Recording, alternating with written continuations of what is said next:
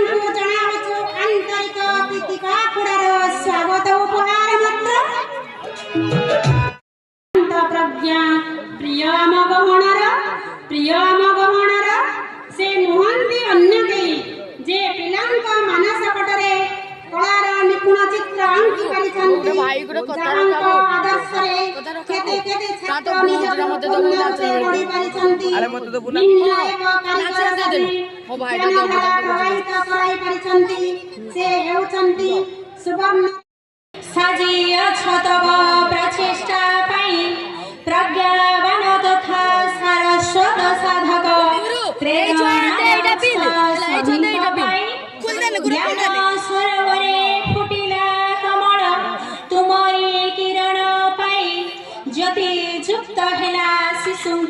ପ୍ରତିଭା ତବ ଆଗମନ ପାଇଁ ତବ ପାଦ ଥାପୁ ଥାପୁ ସଭିଏ ତାଙ୍କର ଗୁଣଗାନରେ ଉନ୍ମତ୍ତ। ଏ ମାଟିର ଯଜ୍ଞ ସୁତ ବିଦ୍ୟାଳୟର ଉନ୍ନତି କାମନା ନିମିତ୍ତ ଅସୁମାରୀ ସ୍ୱପ୍ନ ଦେଖିବାରେ ନିମଗ୍ନ।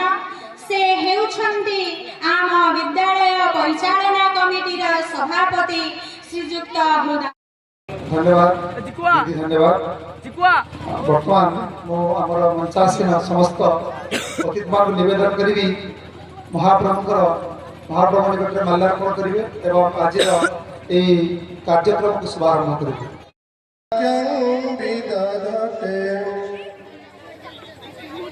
ସଦା ଶ୍ରୀମଦ୍ ବନବସତି ଲୀଳା ପରିଚୟ।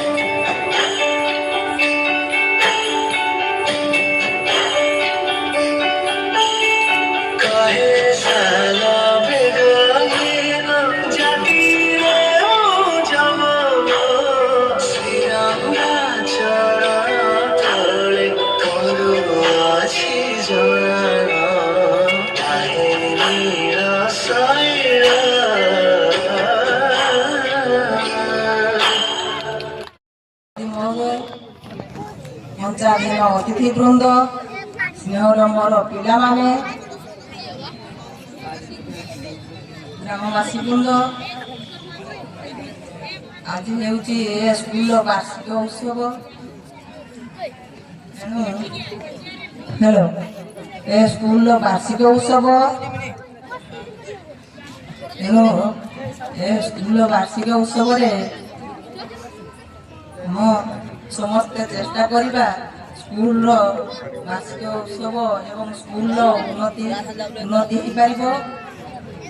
ତେଣୁ ଏ ସ୍କୁଲର ଆମ ତରଫରୁ ସହଯୋଗ ରହିବ।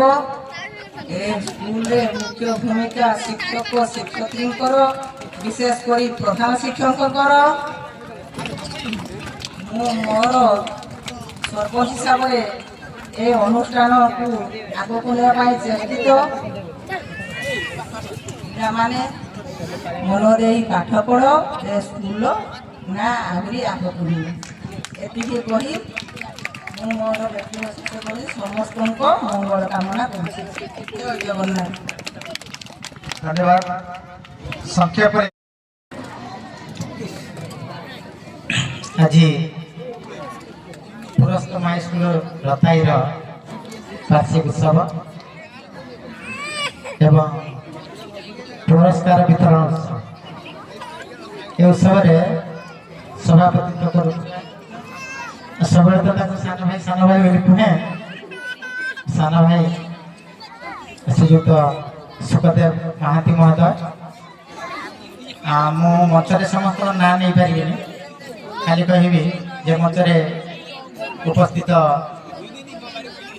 ମୁଖ୍ୟ ବକ୍ତା, ମୁଖ୍ୟ ଅତିଥି, ସମସ୍ତ ସମ୍ମାନିତ ଅତିଥି, ସାମ୍ନାରେ ବସିଥିବା ଜନସାଧାରଣ, ଏ ବିଦ୍ୟାଳୟର ସମସ୍ତ ଶିକ୍ଷକ ଶିକ୍ଷୟିତ୍ରୀ, ଏସ୍ଏମ୍ସିର ସଭ୍ୟ ସଭ୍ୟା, ମାସ୍ ମିଡ଼ିଆ ଏବଂ ଯାହାଙ୍କ ପାଇଁ ଉଦ୍ଦିଷ୍ଟ ପୁଣି ମୋ ସାମ୍ନାରେ ବସିଥିବା ସମସ୍ତ ପୁଣି ଛାତ୍ରଛାତ୍ରୀ ସମସ୍ତଙ୍କୁ ଶୁଭେଚ୍ଛା ଏବଂ ଅଭିନନ୍ଦନ। ସେ ବିଦ୍ୟାଳୟକୁ ଏଇଟା ଆସିବ ପ୍ରଥମ ନୁହେଁ, ମୁଁ ୟା ପୂର୍ବରୁ ଏ ବିଦ୍ୟାଳୟକୁ ଆସିଛି ଏବଂ ଏ ବିଦ୍ୟାଳୟର କଳେବର ମଧ୍ୟ ଦେଖିଛି। କିନ୍ତୁ ଏଇ ଦୀର୍ଘ ଦୁଇ ବର୍ଷ, ଏ 2-3 ବର୍ଷ ଭିତରେ ମୁଁ ଯାହା ଦେଖୁଛି ଏ ବିଦ୍ୟାଳୟର ପରିବେଶ ଅତ୍ୟନ୍ତ ମନୋରମ, ଗୋଟେ ଶୈକ୍ଷିକ ବାତାବରଣ ପ୍ରସ୍ତୁତ କଲା ଭଳିଆ ଗୋଟେ ପରିବେଶ ହେଇଛି। ବିଦ୍ୟାଳୟ କୋଠାଠାରୁ ଆରମ୍ଭ କରିକି ବଗିଚା ପର୍ଯ୍ୟନ୍ତ ସମସ୍ତ ଜିନିଷ ଯାହା ଆଗରୁ ଦେଖିଥିଲି ବର୍ତ୍ତମାନ ଯାହା ଦେଖୁଛି ଗୋଟେ ବିରାଟ ମାନେ ପରିବର୍ତ୍ତନ ଆସିଛି। ବହୁତ ଖୁସି ଲାଗିଲା, ବେଶୀ ଖୁସି ଲାଗିଲା ମାନେ ଆପଣମାନେ ଏନ୍ଜୟ କରିଛନ୍ତି କି ନାହିଁ, ମୁଁ ବସି ବହୁତ ଏନ୍ଜୟ କରୁଥିଲି ଏ ବିଦ୍ୟାଳୟର ଆଲୁମିନି ପ୍ରେସିଡେଣ୍ଟ ପଣ୍ଡା ବାବୁଙ୍କ କଥା ଶୁଣି। ମାନେ ଆମେ ତ କହୁ ଯେ ସୋସାଇଟିରେ ଗୋଟେ ମଣିଷ ପଣିଆ ଦରକାର, ପାଠ ବଡ଼ କଥା ନୁହେଁ, ଆଇଏସ୍ ହେଇପାରେ, ଓଏସ୍ ପାଇପାରେ, ସେ ଡକ୍ଟର ହେଇପାରେ, କିନ୍ତୁ ମଣିଷ ପାଖରେ ଗୋଟେ ମଣିଷ ପଣିଆ, ଯେଉଁ ମଣିଷ ପଣିଆ ସ୍ପଣ୍ଟାନିୟସ୍, ତାକୁ କେହି କହେ ନାହିଁ। ବିଦ୍ୟାଳୟର ଉନ୍ନତି କରିବା ପାଇଁ ଆମ ବାଲିଆପାଳ ବ୍ଲକରେ ବହୁତ ବିଦ୍ୟାଳୟ ଅଛି, ଆମ ଏସ୍ଆର୍ଆଇ ସ୍କୁଲ କଥା ବି କହି ବହୁତ ବିଦ୍ୟାଳୟ ଅଛି, କିନ୍ତୁ କେଉଁ ବିଦ୍ୟାଳୟରେ ଏତେ ସ୍ପଣ୍ଟାନିୟସ୍ ଆସିକି କହିବା ଏବଂ ବିଦ୍ୟାଳୟର ଗୋଟେ ଡେଭଲପମେଣ୍ଟ କରିବା ପାଇଁ ଯେଉଁ ପ୍ରକାରର ଗୋଟେ ଆଟିଚ୍ୟୁଡ୍ ପ୍ରଦର୍ଶନ କରିବା, ସେଇ ପ୍ରକାରର କାହିଁ ମୁଁ ଦେଖିବା ପାଇଁ ପାଇନାହିଁ। କେହି କହିନାହାନ୍ତି ସାର୍ମାନଙ୍କୁ ଦୀର୍ଘ ଏଇ ଯେଉଁ କୋଭିଡ-19 ସମୟରେ ସମସ୍ତେ ଆସି ବସିବା, ବିଦ୍ୟାଳୟର ଉନ୍ନତି କେମିତି ହେବ, ଡେଭଲପମେଣ୍ଟ କରିବା, ଏଇଟା ଗୋଟେ ଛୋଟିଆ କଥା ନୁହେଁ। କାରଣ ବହୁତ ବିଦ୍ୟାଳୟକୁ ଯାଇଛି, ବହୁତ ବିଦ୍ୟାଳୟକୁ ମଧ୍ୟ ମାନେ ଦେଖିଛି, ଆଲୁମିନି ମାନଙ୍କ ଦ୍ୱାରା ହେଇଛି କିଛି, କିନ୍ତୁ ଏଇଭଳିଆ ଯେଉଁ ପରିବର୍ତ୍ତନ ଏଇଟା ହେଉଛି ବହୁତ କମ୍ ପରିବର୍ତ୍ତନ। ତେଣୁ ଯାହା ଏନ୍ଜୟ କରୁଥିଲି, ସେଥିପାଇଁ ବିଦ୍ୟାଳୟର ଯେଉଁ ଆମର ଆଲୁମିନି ପ୍ରେସିଡେଣ୍ଟ ତାଙ୍କ ସହିତ ଯେଉଁମାନେ ଯୋଗଦାନ ଦେଇକି ଏଇ କାର୍ଯ୍ୟକ୍ରମଟା କରିଛନ୍ତି, ଏଇ ବିଦ୍ୟାଳୟର ଡେଭଲପମେଣ୍ଟ କରିଛନ୍ତି, ସମସ୍ତଙ୍କୁ ନିଶ୍ଚିତ ଭାବରେ ମୁଁ ଶୁଭେଚ୍ଛା ଏବଂ ଅଭିନନ୍ଦନ ଜ୍ଞାପନ କରିବି। ଯେ ନିଶ୍ଚିତ ଭାବରେ କହିବା ପାଇଁ ଗଲେ ଏ ବିଦ୍ୟାଳୟରେ ସବୁକିଛିର ପରିବର୍ତ୍ତନ ଆସିଛି, ବାକି ହେଉଛି ଗୋଟିଏ ଦରକାର ହେଉଛି ମାନେ ସେଇଟା ପରିବର୍ତ୍ତନ। ଯେତେବେଳେ ସେଇଟା ପରିବର୍ତ୍ତନ ହେଇଯିବ ଏ ବିଦ୍ୟାଳୟର ସର୍ବାଙ୍ଗୀନ ବିକାଶ ସାଧନ ହେବ ବୋଲି କହିପାରିବା। ସେଇ ପରିବର୍ତ୍ତନଟା ହେଉଛି ଆମ ଛାତ୍ରଛାତ୍ରୀ ମାନଙ୍କ ଠାରେ ପରିବର୍ତ୍ତନ, ସେଇ ପରିବର୍ତ୍ତନଟା ହେଉଛି ଗୋଟେ ମଣିଷ ପଣିଆର ପରିବର୍ତ୍ତନ, ଆଉ ଗୋଟିଏ ଭଲ ମଣିଷ ହେବାର ପରିବର୍ତ୍ତନ। ତେଣୁ ଯେଉଁଦିନ ଏ ପରିବର୍ତ୍ତନ ଆସିବ, ନିଶ୍ଚିତ ଭାବରେ ସେ ବିଦ୍ୟାଳୟର ଆଉ ସର୍ବାଙ୍ଗୀନ ଉନ୍ନତି ସାଧନ ହେବ, ଯାହା ମହାତ୍ମା ଗାନ୍ଧୀଙ୍କ ଠାରୁ ଆରମ୍ଭ କରି ଯେଉଁ ବିଶିଷ୍ଟ ଦାର୍ଶନିକ ମାନେ ଥିଲେ, ଯେଉଁମାନେ କହିଯାଇଛନ୍ତି, ସେ ବିଦ୍ୟାଳୟ ସେଇଦିନ ହେଉଛି ସର୍ବାଙ୍ଗ ଆଉ ହେଇପାରିବ। ତେଣୁ ମୁଁ ଆଶା କରିବି ଯେ ଏଇ ବିଦ୍ୟାଳୟର ଯେଉଁ ଛାତ୍ରଛାତ୍ରୀ ମାନେ ଅଛନ୍ତି, ଯେଉଁମାନେ ବିଦ୍ୟାଳୟକୁ ପୂର୍ଣ୍ଣାଙ୍ଗ ମାନେ ରୂପ ଦେଇଛନ୍ତି, ଆଉ ଯେଉଁ କୁନି କୁନି ଛାତ୍ରମାନେ ବସିଛନ୍ତି, ନିଶ୍ଚିତ ଭାବରେ ସେମାନେ ଜଣେ ଜଣେ ଭଲ ମଣିଷ ହେବେ। पाखे गोटे मनीष पुणिया सृष्टि हे ए विद्यालय से नाम रखिए और जो मैंने सब कार्य कर सफलता निश्चित भाव में से पाइपर एतिकी कही मोर वक्तव्य शेष होची कहीं आमर मुख्य वक्ता जो अच्छा पाखु शुणिला आप जानवे आते समय रहा मोर समय उत्सर्गित कर आज यही पुरुषोत्तम नोडाल हाईस्कूल वार्षिक उत्सव खूब वर्णाढ्य परिवेश रे अनुष्ठित होछि। एथिरे सभापतित्व करुछंती ए विद्यालय प्रधान शिक्षक सुखदेव सार, मंच रे उपस्थित अछंती मुख्य अतिथि बालियापा गोष्ठी शिक्षाधिकारी महोदय, उपस्थित अछंती आम अंचल सुवक्ता अध्यापक केदार बाबू, उपस्थित अछंती बालियापाड़ नोडाल ऑफिसर संजय सार एवं उपस्थित अछंती ए विद्यालय आलमुनि सभापति पंडा बाबू, उपस्थित अछंती ए विद्यालय सभापति महोदय एवं ए ग्राम पंचायत सरपंच महोदया। मंच सामने उपस्थित अछंती ग्रामर ग्रामवासी, विद्यालय परिचालना कमिटी सदस्य, विद्यालय समस्त शिक्षक शिक्षिका एवं उपस्थित अछंती जो मानक आज दिवस उद्दिष्ट ए कुनी कुनी छात्र छात्री समस्त को मोर शुभेच्छा, शुभ अभिनंदन एवं शुभकामना।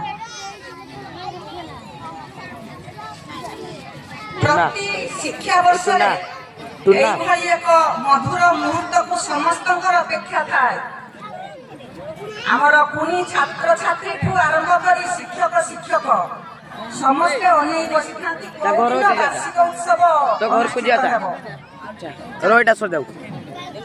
विद्यालय वर्ष जाकर शैक्षिक एवं सहशैक्षिक कार्यर फलाफल आज घोषणा हेब एवं पुरस्कार वितरण करा जिवो।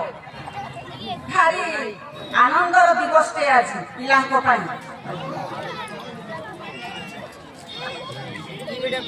गोटे छोटिया कथाटे कहबी, आम पिला बेलर कथा आउ आजिर कथा